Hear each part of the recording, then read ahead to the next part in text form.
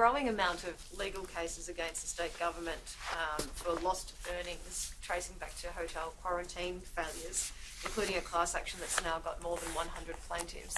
Are you worried taxpayers may end up forking out money in legal payouts? I understand why the question's asked, Candice. The only answer I can give you, as you I think would understand, is appropriate, that given that this is foreshadowed legal action, I'm in no position to comment on it.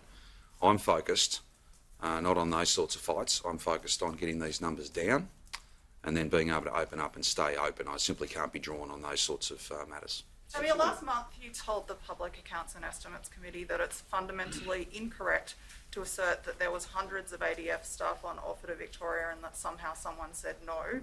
Do you stand by that statement?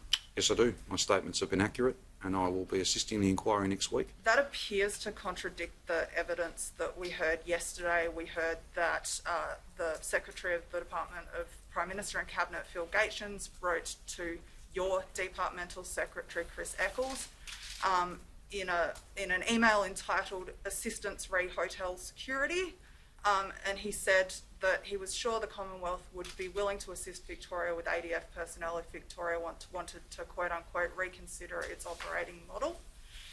Mr Eccles replied to that email saying, "Thanks, Phil." In light of that, who's right about this? Why does your statement appear to contradict that? Well, all I can say, Rachel, is that the statements I've made are accurate. I stand by those statements and I'll be providing evidence. I'll be assisting the inquiry next week, and it's just not appropriate for me to be running debates back and forth. You're perfectly fine to ask the question, but there is a live process going on, and it's not one that I'm distant from. I'll in fact be part of that process next week. How can your statement, with all due respect, how can your statement have been correct when it directly contradicts this email trail? That's entirely a matter that relates to a whole lot of detail, both within the email and beyond, that it's just not appropriate for me to get into. I've answered your question. It's exactly the same answer I gave yesterday because it's accurate, it's truthful, and others can seek to play games with this.